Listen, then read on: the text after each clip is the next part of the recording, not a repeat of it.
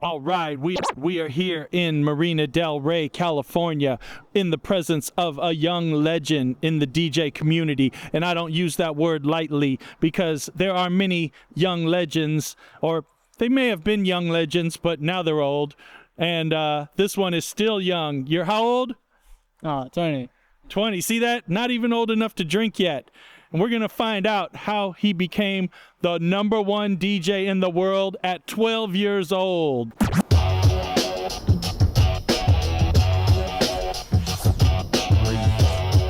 Podcast of the century. Special guest DJ RENA.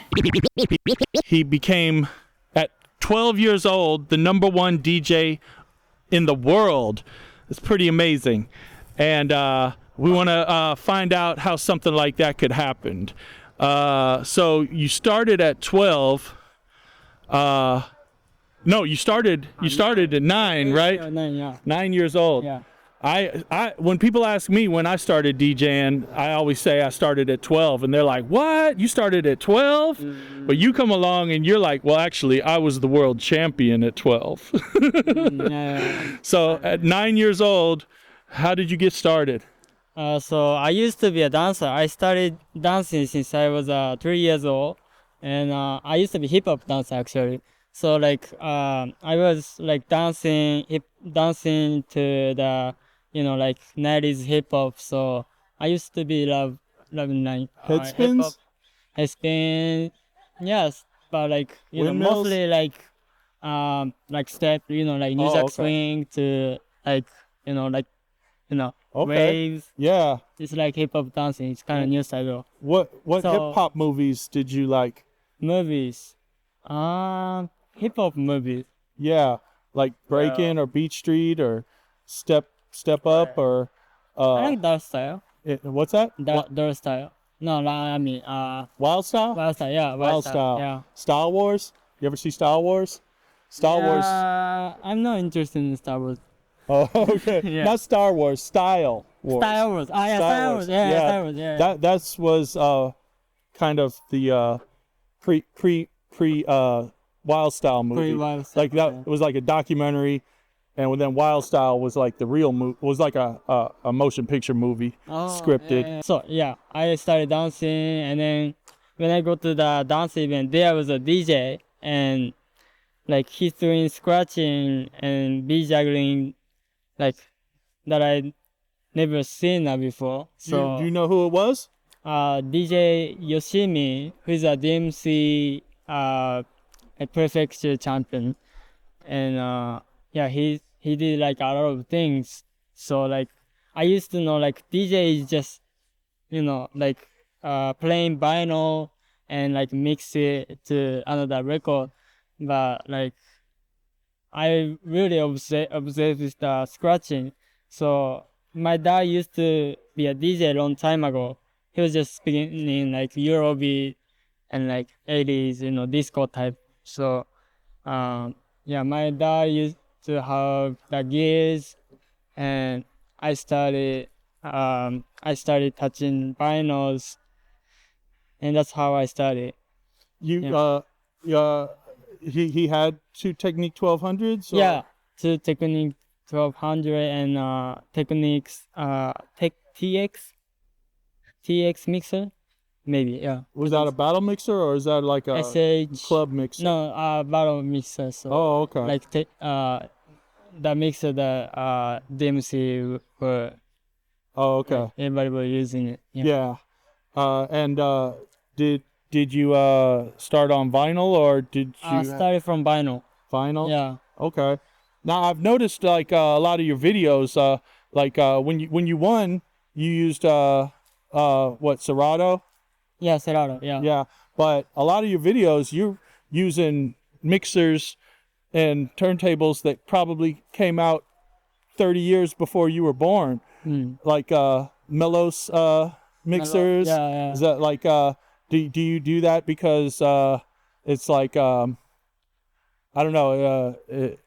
I mean, having started on stuff like that, it makes you appreciate the new equipment more. For me, or something. A lot of people just start on the new best stuff. You know. Yeah. But Did you get those? You collected those later? The mixers? Yeah, I used to collect the bass tax mixer and techniques and metal stuff. So also, my dad loves a lot of mixers, so he has a lot. Oh, he had a lot already, huh? So why I do my routine using metals is just like I want people to remember the like real turntablism. You know, like turntablism used to be used only vinyls and like crossfader, right? Yeah. So like people nowadays using the keyboard as well, effects, and Yeah. so people just pursuing this way, like tone play, and like I just want people to It's a good way to shut up a lot of the haters too. They're just like, oh, he could never do that on if you put him on some old turntables or vinyl stuff like that. But you burn them on that too. Like I saw some video of your show you had at Boombox this weekend. Yeah. Was that whole set off of vinyl? It looked like the James Brown set you were doing was vinyl. It was not vinyl. It was a tractor. Oh, it was.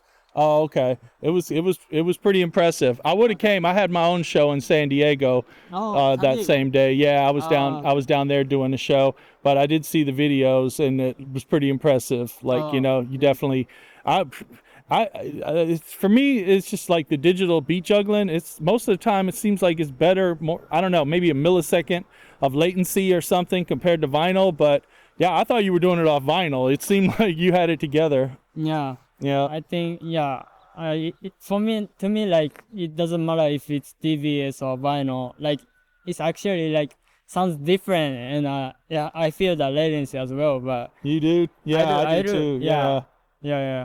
Especially when I move the vinyl slowly. Like, Serato is like, sounds. Yeah. Huh. Right on. So, once you, started, you got the bug to start DJing. Do you remember like what the first record you ever bought was? What I remember is Michael Jackson.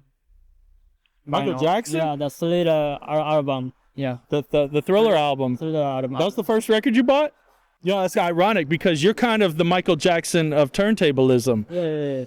So like, because he was like a young superstar, and you're like, the youngest superstar DJ like in history. I mean, before you, it was A-Track. He was 15, and then it took 20 years before somebody like you came along at 12 years old. When you think it's going to happen again? You think a 9-year-old's going to come do what you did in 20 years, or you're probably the end of it? No one's ever going to top you. Yeah, I'm not sure. We are not sure the future, but yeah, I don't know. Yeah. So when you were practicing at 12 years old for the DMC, what was that like? Like how did you decide a year before, like I'm gonna practice, and you had a routine of like did you practice first and then do homework, or did you have to finish your homework and then practice? After I came back home, I didn't do homework. Just straight to go to my room, DJ room, and then practicing until the dinner time. And after we had dinner, and go back to practicing until like midnight, until I get complaint from my parents. Yeah. Okay. And then I go to school earlier, and I do homework at school before the classes started.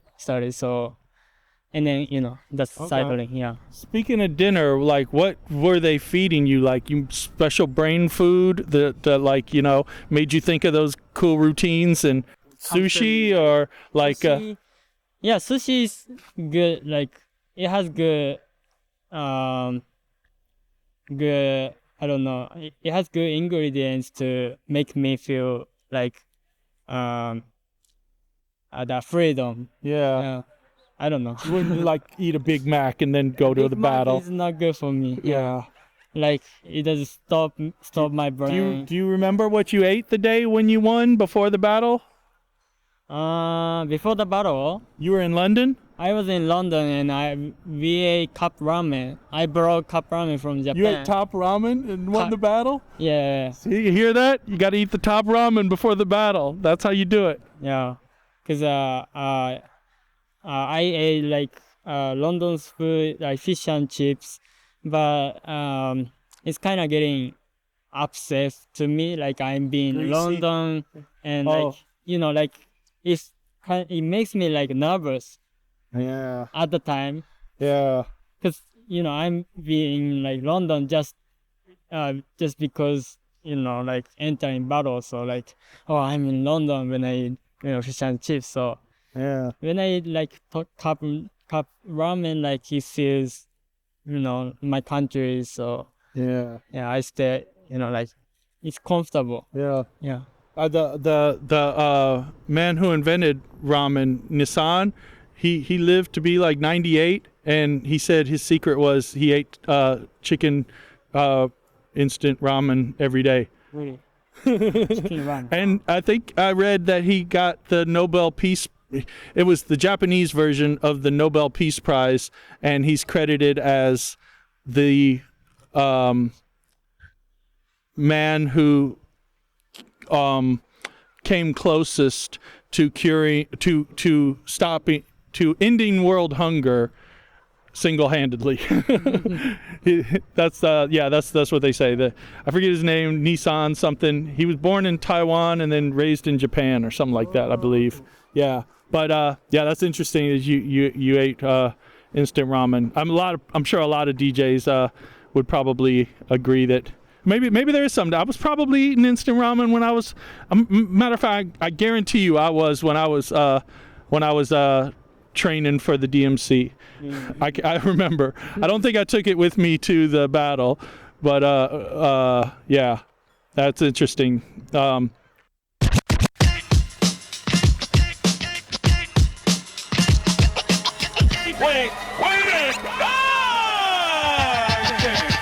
It's a world-class ramen for a world-class champion.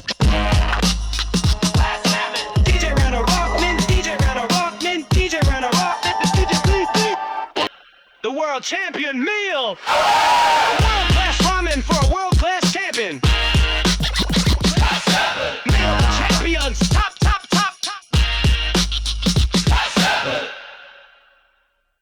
So we actually were kind of in a group together at one point, the Philharmonic Turntable Orchestra. You remember that? Yeah. So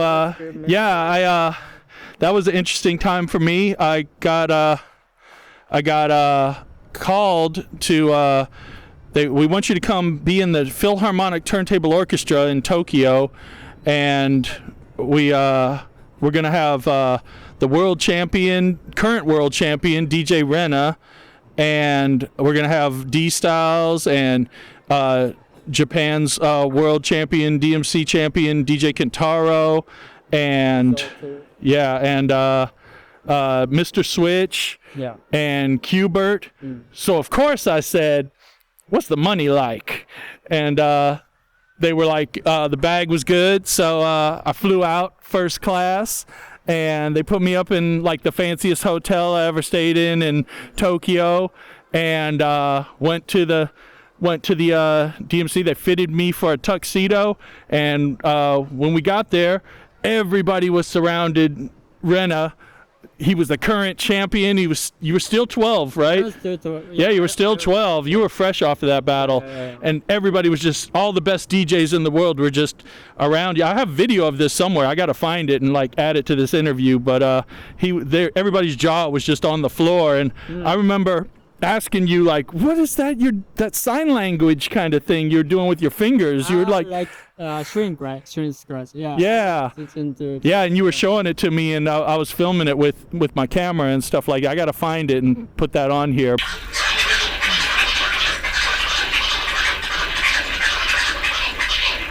Yeah, that was amazing. One thing.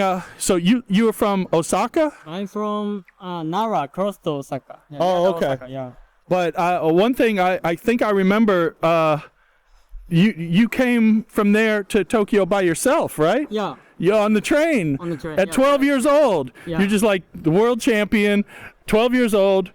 It's like the equivalent of like going from like Chicago to New York by yourself at 12 on the train and to go be part of the Philharmonic Turntable Orchestra. That just shows you what it's like in Japan. Like, maybe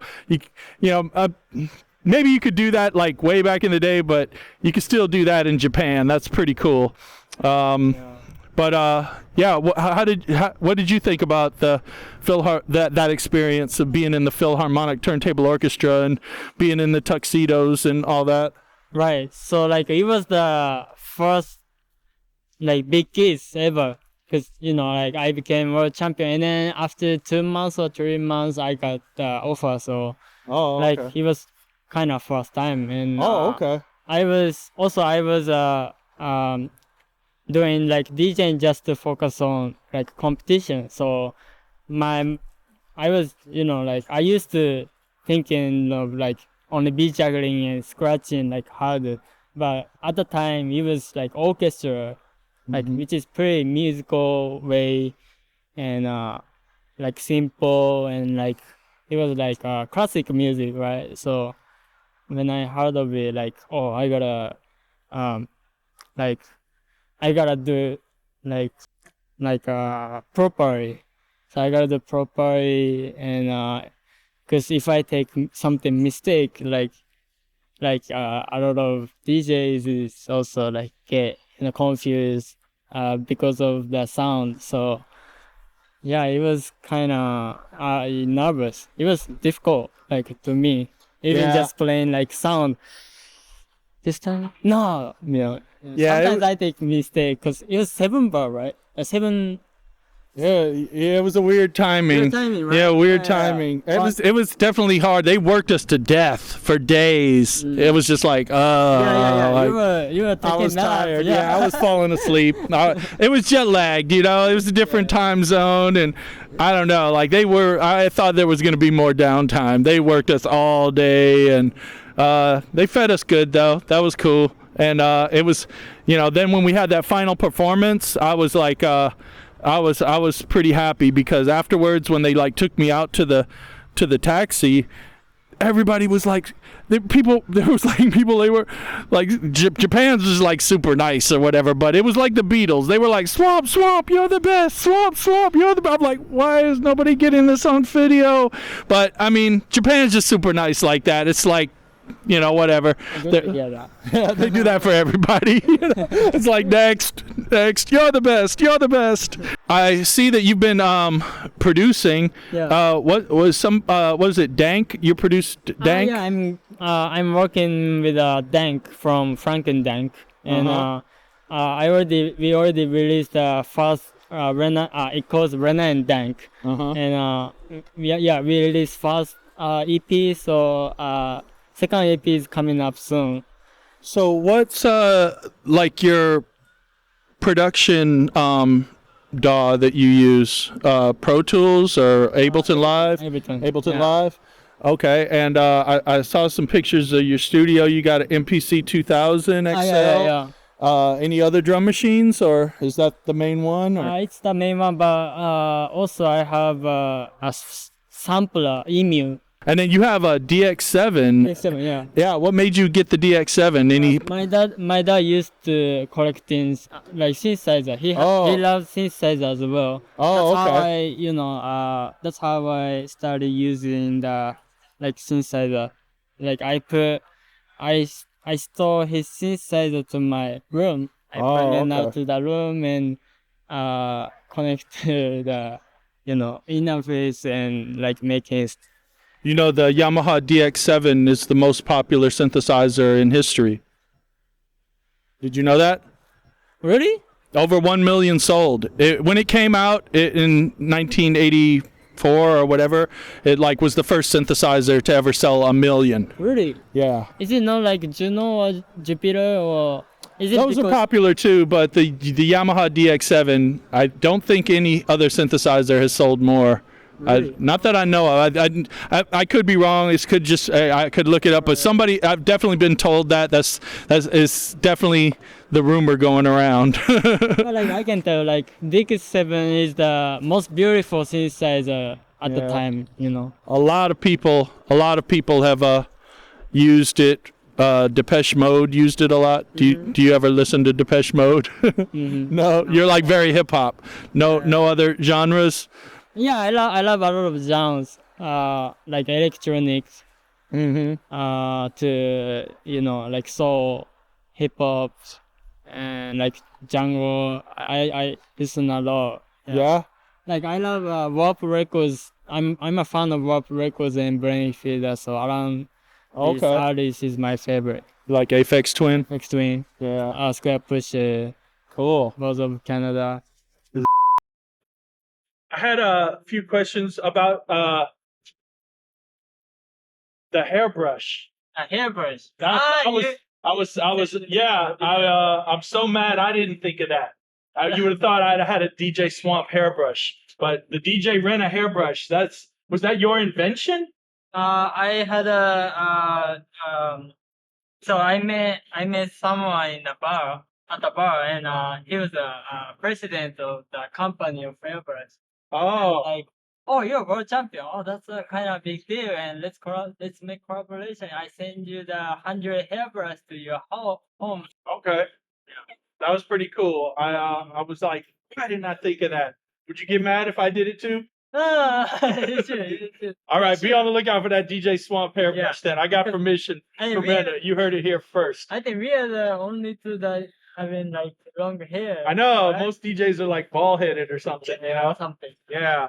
I don't know. I'm trying to think who this. I don't know. There are definitely some, but yeah, most of them don't have hair. You said this is the fourth time, like every summer you come to Los Angeles. I'm sure in February and summer. Oh, okay. Mostly summer. Yeah. What do you like to do when you're here? Like I love to do like interact with people here, like visit some friends and do gigs and environment, temperature, everything is like beautiful and like it's really I feel comfortable, more comfortable than Japan. Being in Yeah? Japan, yeah. You gonna move here? Yeah, I'm thinking of Yeah. moving here in maybe a few years. Okay, Hopefully, yeah. that's cool. As soon as I get artist visa, Yeah, go here. Yeah. right on. Well, I'm sure we would like for you to be here. What do you like the food here? Food. Well, hamburger is I think Here? meat. Yeah. Not Fun better than Moss Burger? Moss burger is good.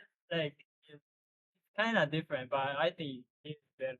Yeah. Which To me. ones do you like? Hot burger and In-N-Out.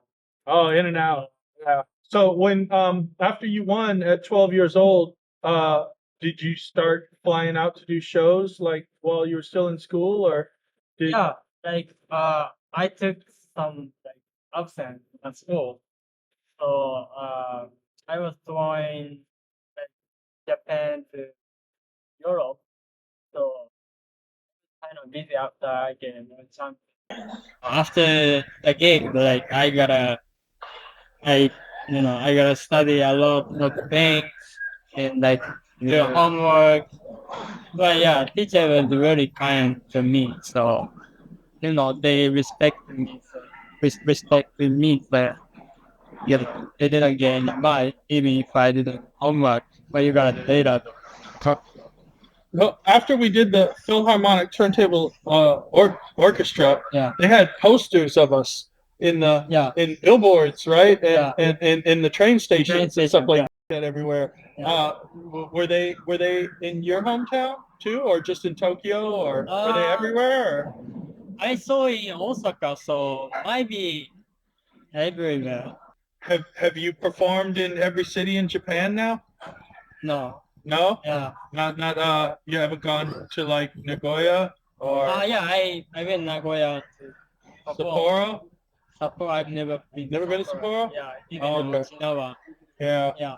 Yeah. Kyoto? Kyoto, yeah. Yeah. Kyoto is good. Where else? I haven't got to like a countryside. Oh, okay. Yeah. So yeah, I gotta do some sightseeing Japan. Okay. I've been to Japan 15 times. 15 times. Yeah, Oh, over the years. It's been it hasn't been as much. It used to be a lot in the 90s and early 2000s. And there was a group Zilch that I DJ'd for with, I don't know if you ever heard of Hide, the guy from Ex Japan. Hidden. Yeah, Hide. I was on an album Really? that is scratching for that artist. And that, Oh, wow. Yeah. Big deal. Well, it was, yeah, because when he died, then they sent us on tour anyway, and it was a big deal when we were there. That was in 1999. Wow. Yeah, and we traveled everywhere in Japan and played all the Blitz venues and stuff. It was sold out shows everywhere. Yeah, of course. Yeah. And I also did back and there was a Japanese group, Oblivion Dust, that was on TV out there. I was in their video.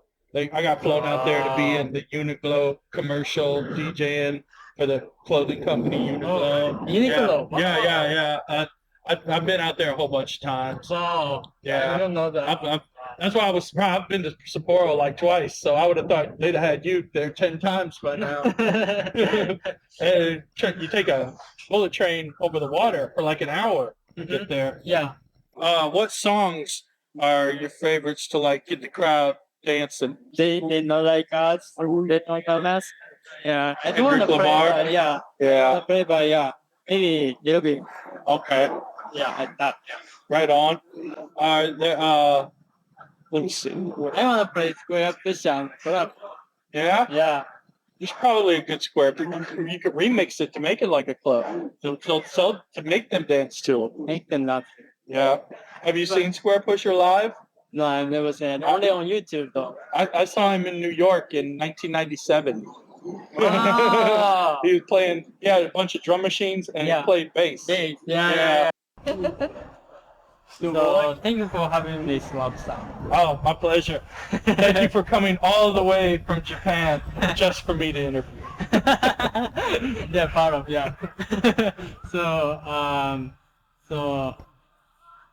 So like you've been making some like really butterfly.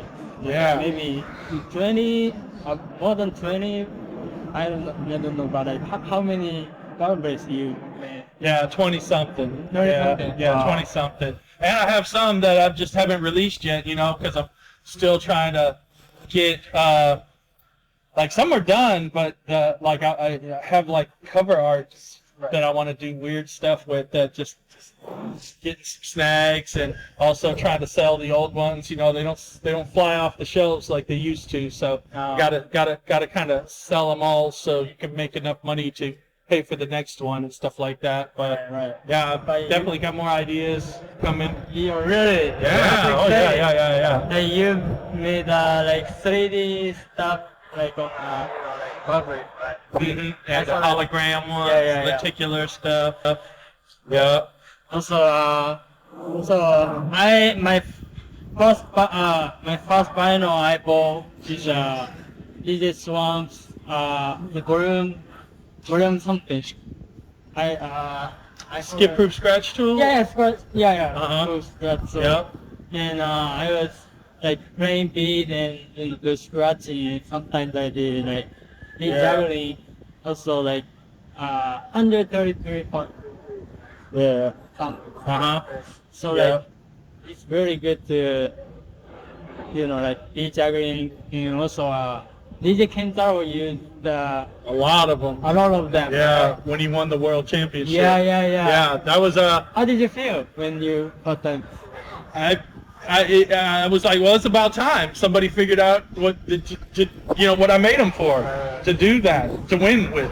He did it. Right, And I was It was a long time before. I didn't meet him until the Philharmonic Turntable Orchestra years later. Yeah, so when I finally met him, it was all love, you know. It was definitely like, you know, and he actually had a lot to do with bringing me to Japan for that and being part of that, and that was like him thanking me, which was cool. Yeah, so cool. That's how like this Swamp's record go viral in Japan. Like he used this Swamp record and very like all record we see like you know all record store. So yeah, that's cool. Also yeah, I got to come out with another volume, like volume 6 now or something like that. I had about 5 volumes. I need to come out. I still want to come out with volume 6 and volume 7. Still, I've got. I can come out with them at any time, but it's just, you know, I don't know. It would be a little bit different. Yeah. Also, like as the performance, I saw on YouTube or some videos you like how to say like you did a lot of weird things. Like floating, like vinyl, like magic. Magic, Yeah, magic. Well, you know, I was the first DJ to be part of the Magic Castle, Hollywood. You know the Magic Castle? 2014, I got asked to be part of Magic versus Science. We did 22 shows in the Magic Castle. They put me through Magic Boot Camp, Magic Boot Camp for like all these magicians, like teaching me stuff and secrets that they wouldn't even teach other magicians. But since I was a DJ, they didn't feel threatened by it, you know. And they taught me all this kind of like, you know, stuff that you know. And then it was a big performance at the Magic Castle. Sold out like 22 shows, and and I actually I like there were 3 shows a day. One at 8, one at 10, and one at midnight, and I got a lot of momentum. I like because you're doing that many shows a day and doing magic tricks and stuff. It really you get a lot of momentum. And I was actually mad when it was over because if I'd have just kept going, it would have just turned into, you know, you know how it's just muscle memory at a certain point when you practice so much. Yeah, it was just muscle memory, and you could do things without even looking, and now it becomes real magic after a while. And I lived at the Magic Castle practically because they have apartments that like there were apartments. They had a kitchen and everything like that. I just lived there while the shows were going on and I had my own dressing room. And in my dressing room I had my own butler, and I was just ordering filet mignon every day, and the butler would be like, "Would you like a Dr. Pepper again today, sir?" And I'd be like, "I think I do." And that was a cool experience. And I thought it was going to turn into a Las Vegas show because we had dancers and magicians and me playing music and scratching and doing tricks and shooting fire and all kinds of stuff. And it was probably cooler than anything in Las Vegas, but the people organizing things just, they didn't do what they were supposed to do to, like, you know, let Vegas know, hey, this is the cool new thing. And just, it was just a moment in time that went down, and that was cool. But I still, you know, a lot of people like for me to do the magic tricks and stuff, and the fire when I'm allowed, and when they, you know, let me. Yeah, like you blowing fire to audience, right, at the DMC showcase. Yeah. Right, isn't it? Like you put the fire on the vinyl, and they didn't really film it as good as it was though, because it was when I throw it, it's like, oh, he's throwing it, but they don't know it goes out as soon as you throw it. It gives you the illusion, oh, he just threw a record with fire into the crowd, but it goes out right away, you know. It's like it's a trick. Everybody should know this. Yeah. They're like scared to book me because like he threw fire into the crowd, but you know, they don't really show the whole angle and realize the trick. And you know, it's like, you know, you're trying to like make people think, you know, you're crazy, but at the same time, you know, you can only get away with so much. But you see. But also you see- that show though, I wish the footage, because I blew a perfect fire ring. It never happens. It just happened by luck. But at that show, and the whole crowd just went, whoa, and it was just like blew. It was a ring of fire. It like never happens. And I was just like, whoa, like, you know, and they don't show it. They cut the camera angles. You know DMC and their camera angles. They never get. They always. I've always gotten either a cameraman blocked the audience right when they, you know, like that's how it happened when I was in the world. Cameraman stood right in front of me the whole time. It's like he's like blocking the audience. The audience is like, there's even footage of like people like, get the f out of the way. Oh, really? Yeah. Wow, shit. Yeah. But even like my at the round final when I did the DMC, like I was doing poetry. I turned like I turned while I with DJ. Yeah. But they didn't shoot. They only shot the Hands. hands. Yeah. Even I'm doing poetry like things. Yeah. I never work at that other thing.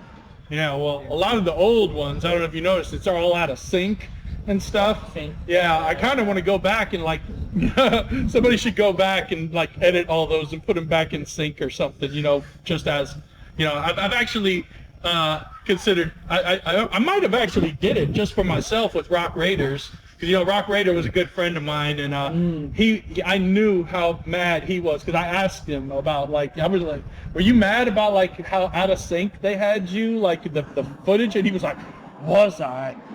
You know, he was, like, so mad about it. So, I actually did go back and, like, I edited it, but I never posted it or anything like that, but I did, maybe I will. I have to find it somewhere or whatever, but I did fix it, you know. I'm sure he would probably appreciate people seeing what he really wanted it to be like.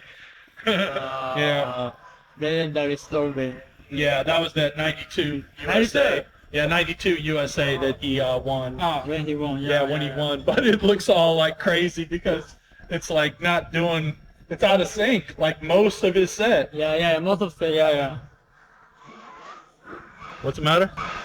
So one last question, is Rena your real name, or is it a name you thought of, like, because I looked it up, it's like, means like peace and tranquility or something, like when I looked it up what it meant? That's what it said. Really? Yeah. Oh, my, Rena is my real name. That's your real name? Yeah, Rena Hayashi. Oh, okay. Right on. But like it's kind of girl's name. You know, like it's kind of long story, but I tell it brief. But so when I born the baby, like, doctor couldn't see my like big. So my parents they told like, oh, he's girl. So like they put me like Rena. Wow. Him. Oh. Like after growing my thing. Okay. Like oh shit, like they were like thinking like if it's like we should like change the name of like him, but I would go with Rena. Okay. Oh, okay. Yeah. Is that a common girl's name in Japan? Common girl's name. I is? never had like Rena like with man. Interesting. All right. Well, thank you so much for your interview. And I just want to say, you know, as someone who's you are a fine example of a young legend and an example. You know, I really like how you've navigated your fame, because like I think if you were American and you became the 12-year-old champion, you probably would have I don't know, had 2 babies mamas by now and be on drugs, and you're a good example of how to navigate the fame and grow, and I'm sure you're just getting started. I can't wait till you produce a #1 hit record and then come back and produce my record right after it. And yeah, that'd be great. Yeah. Awesome. Are there any rappers or people that you're trying to that you would like to produce? I love myself. It's kind of my dream, but like I wanna like put Bracto rap on my beats. So Who? Bracto. Who's that? From the Roots rapper. Oh, Black Thought? Rapper, yeah. Oh, really? Yeah, I love I Black was on tour with the Roots in 1997. Really? Yeah, Rozelle was still in the group. Yeah, Wow. and Questlove and Dice Raw. Yeah. Those are good people, you know, and yeah, I would reach out to Black Thought and to Questlove, and I'm sure they would probably be interested, because I know for a fact they do appreciate good DJs, because they gave me my props when I was, you know, on tour with them. Oh, wow. Yeah. Wow, that's kind of glad to hear that. Yeah, you should definitely reach out to them. I think they would be interested. Oh, yeah, I love to, yeah. Right on. All right. Peace. Peace.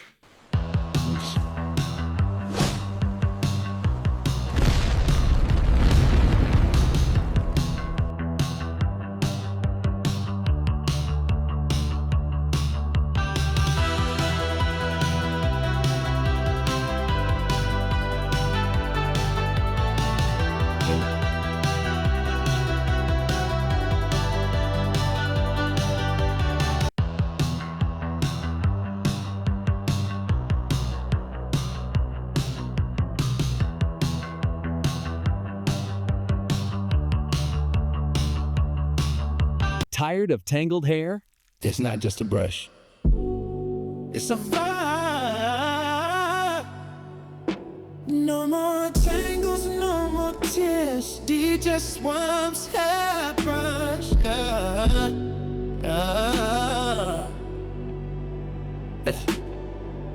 One straw, looking fresh on the scene.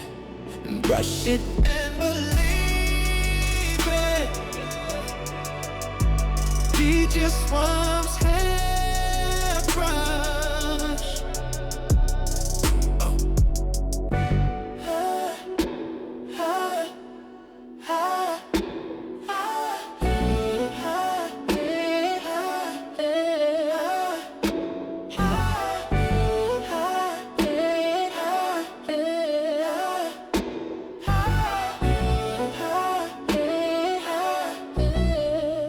DJ Swamp's hairbrush.